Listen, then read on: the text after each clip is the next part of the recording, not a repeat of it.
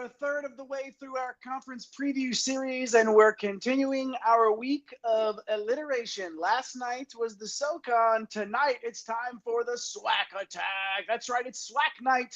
And the captain, Mike Holland, joins me right now for some SWAC chatter and our world-famous tears. Recording live from somewhere, this is One and Done.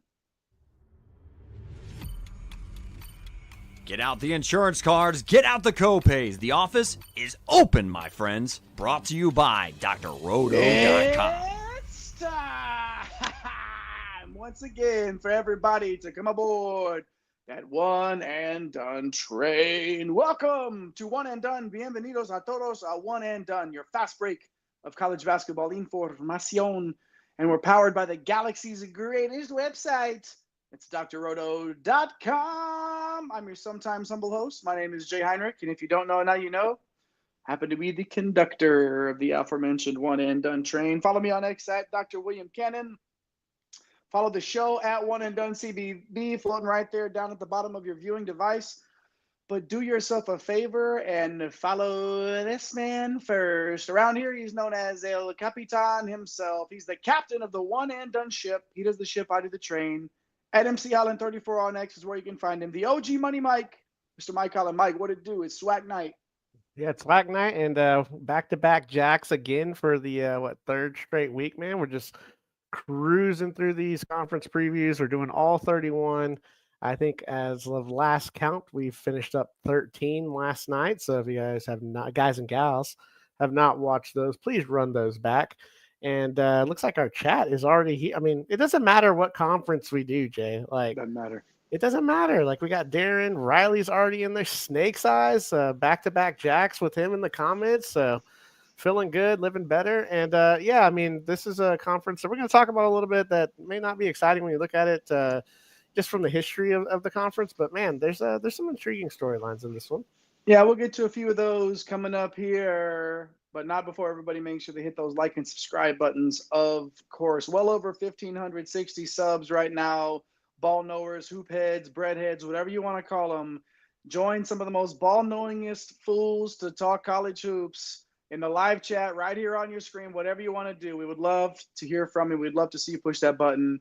We see you there in the lobby hanging out with us. So make sure you hit those buttons and follow us for sure. Let's get to the SWAC overview, Mike. You talked about this one isn't exactly like a, it's not an endorsement of anything here. This is a tough conference, to say the least. 30th out of 31st in KenPom strength of conference last year. Southern University held off Jackson State by a game to win the regular season crown outright last year.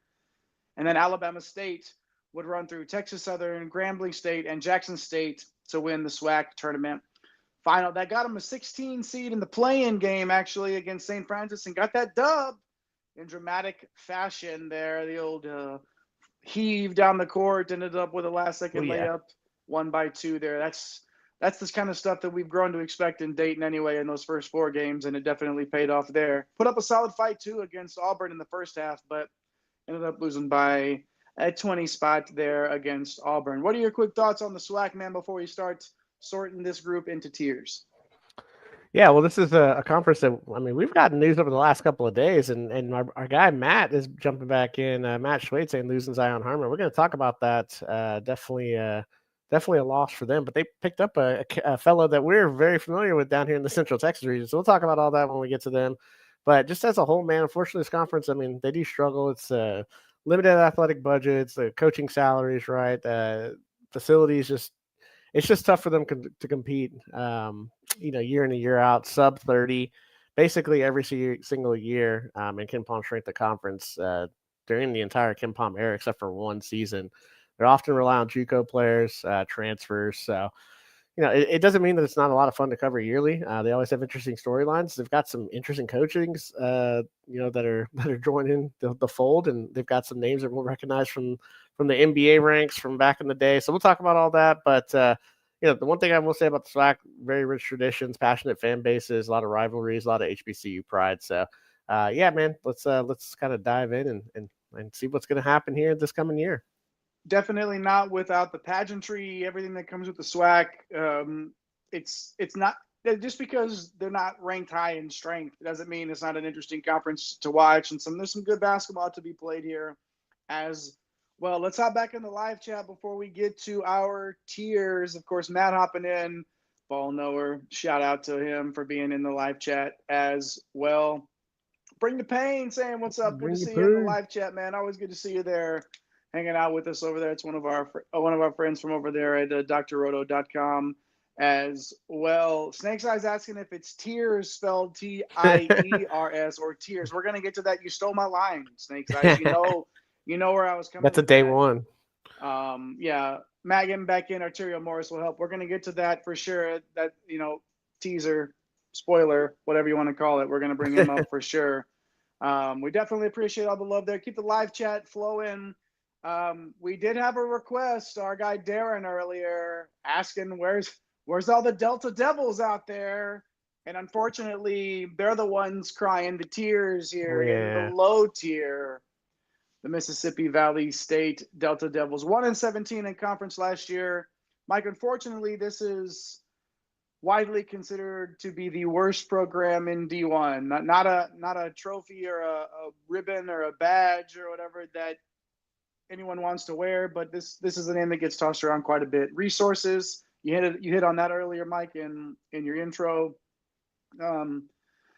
And it's bad here. Consistently at the very bottom nationally in metrics, and as a matter of fact, dead last in KenPom at number 364. You just hope Coach George Ivory can find some type of diamond in the rough, and you sort of hope he's hoping the same thing, right? Unfortunately, outside of maybe Antonio Sisk being back, there's not much of an official roster that we could find coming into the show before tonight. But one thing that we do know is that they will inevitably be in the bottom tier here at the season's end, unless something crazy happens.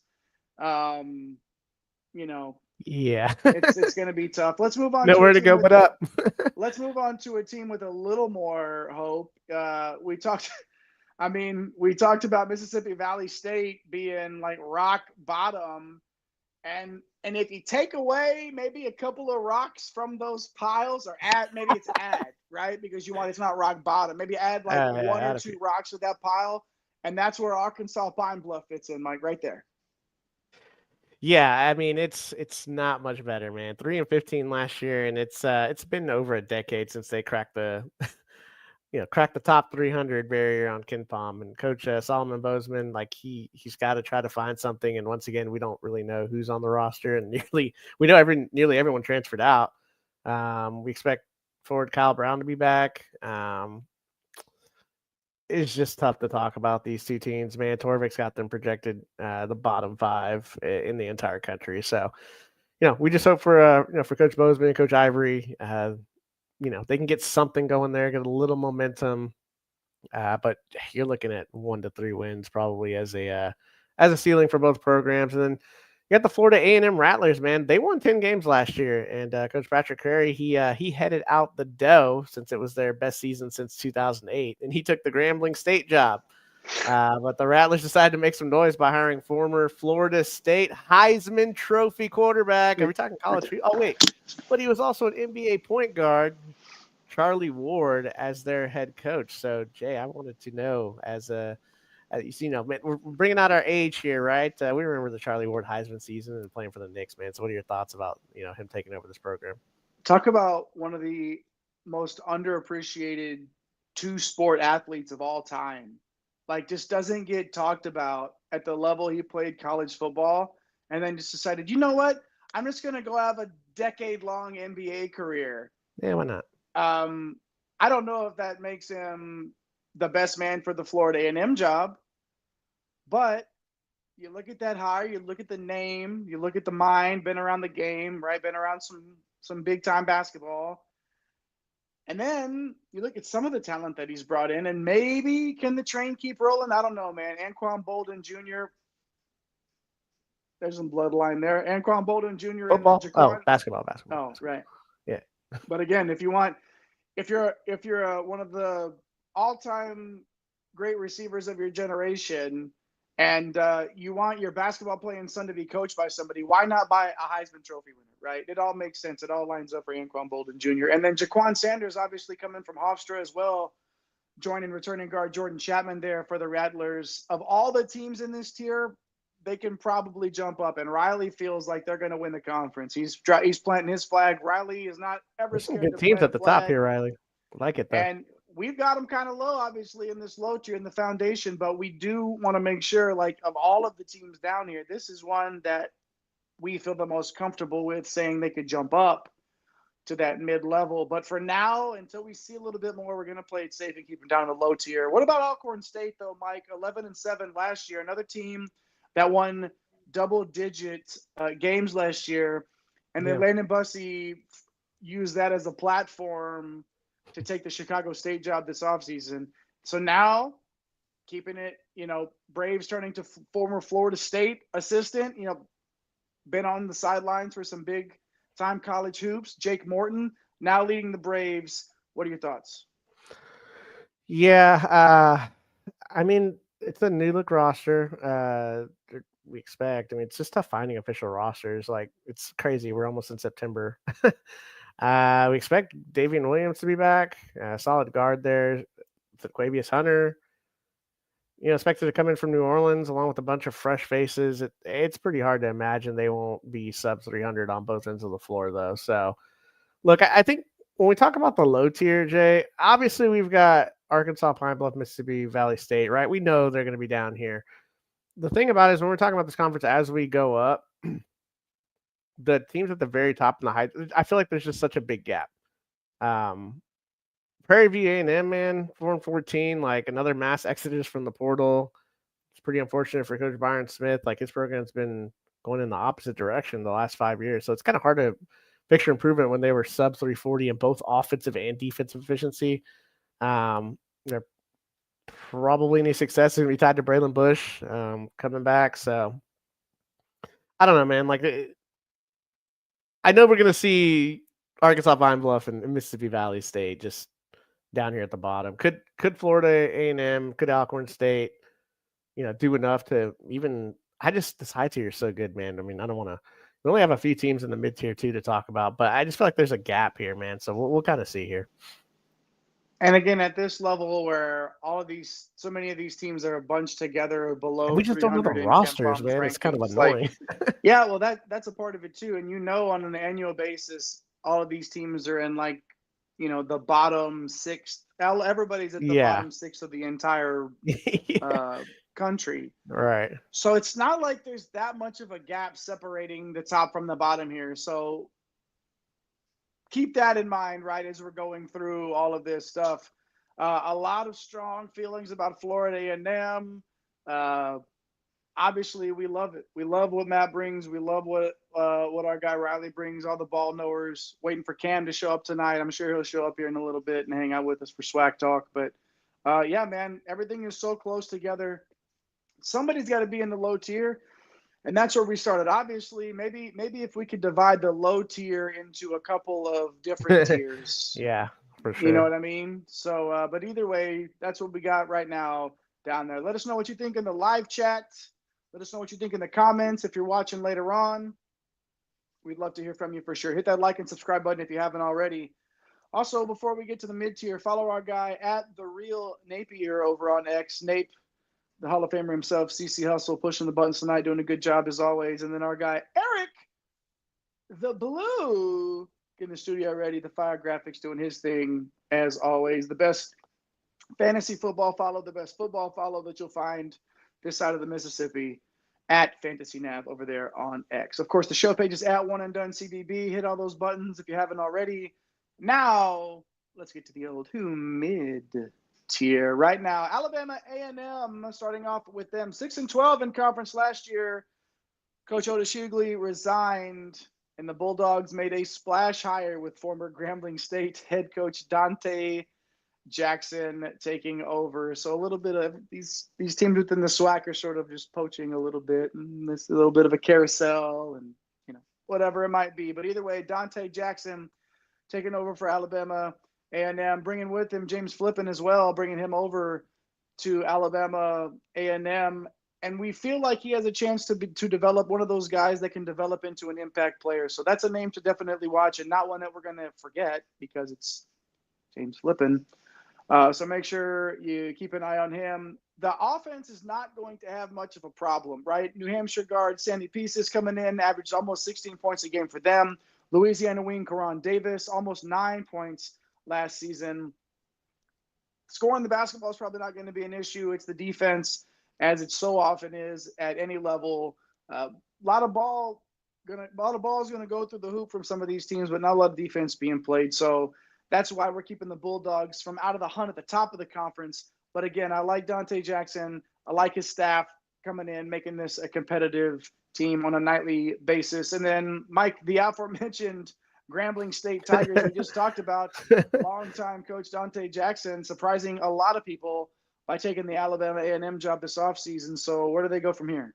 Well, they got Patrick Curry from Florida A&M, and you didn't really waste any time. It's just like, all right, who's just like, oh man, it's like the it's like the meme where you see the guy like pointing the finger from what is that, The Office, where he's trying to figure out like solve the mystery or whatever, man. But yeah, I mean, here we go. Like, Curry, I mean, he didn't waste any time. There's some talent on this team. I saw shout outs in the chat for Contavious Dozier for Alabama A&M. I think he's obviously a solid player as well, but I like what this Grambling State team looks like, man. Point guard Roderick Coffey, pretty solid. So you got your table setter, familiar with Coach Crary, coming in from Florida A&M, going to help with that transition on the floor. You got all MAAC guard Paul McMillan, the fourth, averaged 20 points per game, coming in from Canisius, and is immediately going to be a contender for a Player of the Year type candidate. And then Coppin State wing Darius Ford shot 37% from three, averaged double digits. Say that you say is a anchor in the paint, and like this is just a quality roster. So maybe selling this team short as a league contender. We'll see. And then you have Alabama State. We also have in here 12-6 last year, just an awesome year. Success, though, what tends to happen in the mid-major ranks, you get a lot of guys that just go elsewhere. So, that's what we saw. Amar Knox, who hit that game winner, CJ Hines, they hit it out via the portal. TJ Madlock is now out of eligibility. So, they're going to look to develop some guys. I mean, you got forward just Stephen Walker, and you have these guards, Tyler Board and Micah Simpson. These guys are just going to step into bigger roles. But I think they're going to be capable of doing it. The outside shooting is going to be a big question mark. I do think we see a slight step back because of the overall talent on the roster. So that's why they fall from 12-win high tier down to the mid tier. So I see this more as like an 8-win type team. But it wouldn't shock me if Coach Madlock obviously kept this momentum going here, Jay. Alabama State, Grambling State, and Alabama A&M right there in the old mid tier. Matt's not as high on McMillan. Maybe 20 points a game if it's all going to line up, right? And again, that's obviously someone that can score the basketball, right? And if there's anything outside of that comes along with it, we got other teams taking shots on other players in this conference. It's no, 100%. And at this level and in this conference, because everybody is so bunched together, if you hit on it, if you get green lights from these guys that you're taking a chance on, obviously. Matt says he feels Grambling's down, and we feel like Grambling is a team that, we feel kind of like we could be selling them short. So how much can McMillan come in and play basketball and be that dude? Darius Ward, Grambling is a team to definitely watch, because I think the floor and the ceiling for Grambling in this conference is one of the most interesting to me. It's pretty volatile. Like the volatility there. So we'll watch that one for sure. Yeah, if Crary can get him to buy in, we'll see how it works. Hey, we love it. Keep the live chat rolling for sure. It's good to hear from everybody as we roll along here, talking SWAC tonight. If you're hanging out with us live, it's a Tuesday night in the middle of August, and we're talking Why not? SWAC. Why not? The chat's on fire. Chat's got opinions. We haven't been this disconnected as far as what's going to happen in a conference, I feel like. But love it, though. Just the SWAC just brings it out. I love it. Keep it coming. We love to hear from everybody. We love to hear what you have to say. We've got some of the best ball knowers in college. No, Jay, these are right. These tiers are going to be right when we come back and put it in stone when we come back next spring, and we're going to be like, wow, this is exactly how it landed. We're sure of that for sure. Let's have some fun with it and keep talking college hoops here, right here on One and Done College Basketball. Make sure you hit all those buttons, like, subscribe, notification bells, at One and Done CBB on all the socials, WONANDDONE CBB on all the socials. Just follow them all. If you have one, so look for us on there. We're probably there. Just follow us. The content's coming. Do it. All right, Mike, let's not, without further ado, let's get to the old high tier. Texas Southern, kicking it off with the Tigers. Johnny Jones been the model of consistency in this conference over the last decade or so. Only once, Mike, in his last 7 years, has Texas Southern failed to win at least 10 league games. He has the luxury of bringing back the majority of his roster coming into this year, which few coaches across the entire country can say, much less in the SWAC here. Zaire Hayes, Colby Granger, going to be a tough cover. The front court features quality players like Kellen Farouk and Josh Farmer. This was the number 1 defense in the league.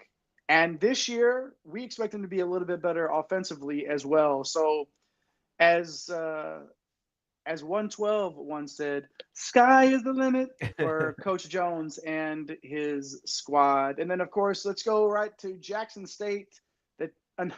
How many Tigers do we have in here? I'll release all the Tigers. At least another one. Jackson State Tigers this time. And Mike, speaking of former professional basketball players that are taking over a college program, if anyone doubted that former NBA point guard Mo Williams could run a program, yeah, I might. At least after, at least he's shown it up to this point, at least, man.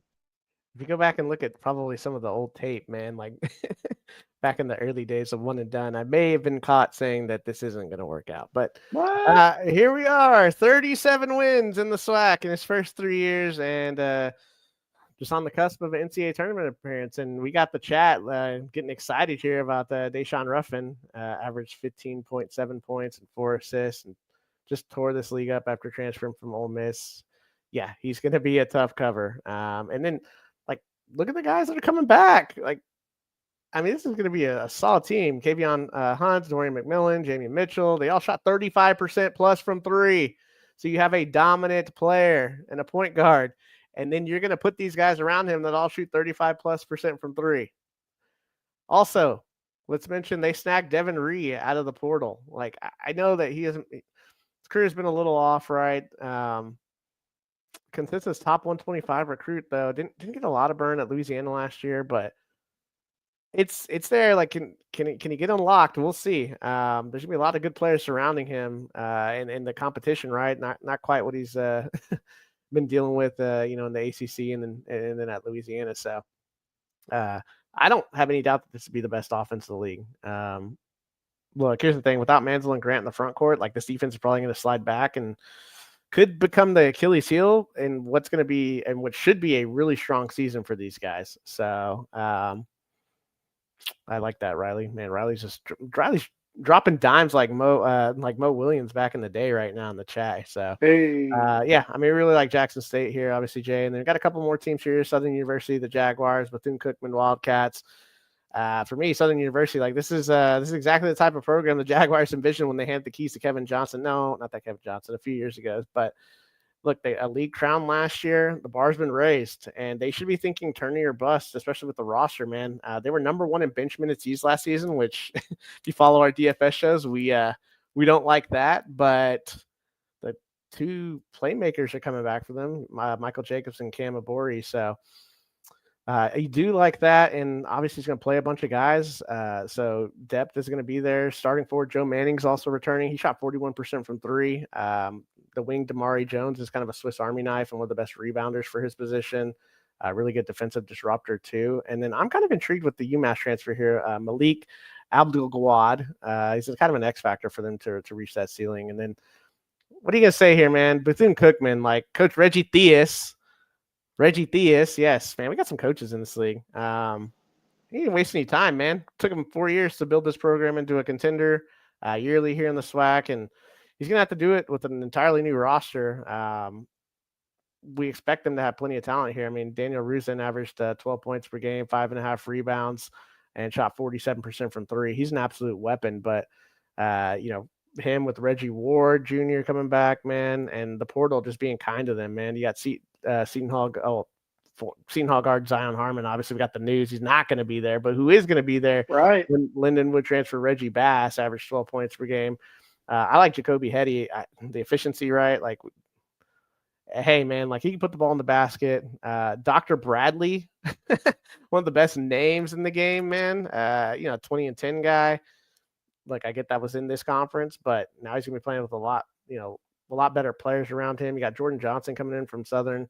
And then the news that we got Arterio Morris, who, I mean, when you look at it, like he was, former 5-star guard, was here at Texas. We thought he was going to be, an NBA type player, potentially, 2 years and done. Goes to Kansas, has the issues, just doesn't work out.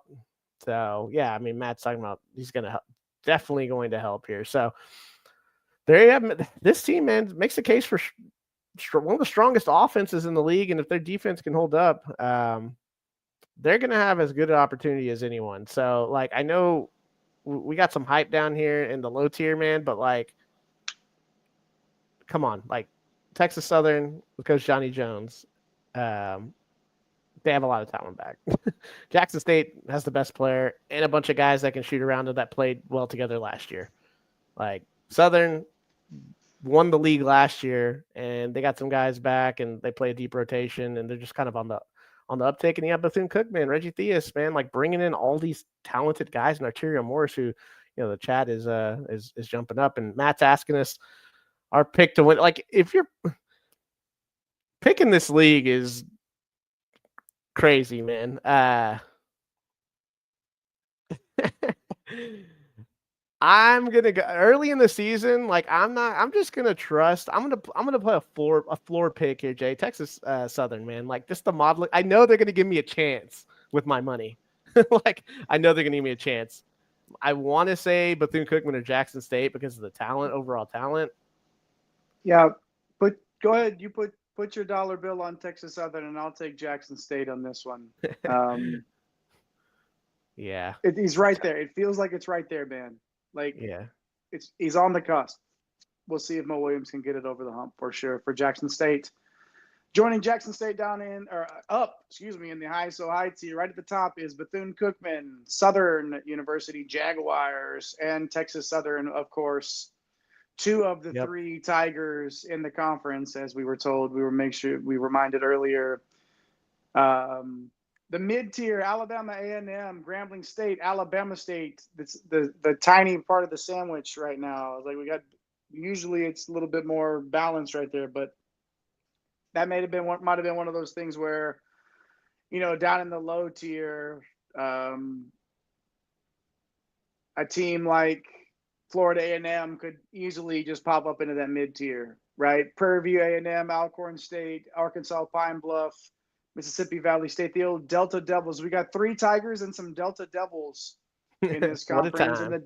But the Delta Devils are by far the worst of them all. We'll see if they can get out of the cellar this season. Shout out to the live chat for hanging out with us tonight and keeping it rolling. We love the ball knowers. We love the hoop heads. Darren, Riley, Snake's Eyes, Matt.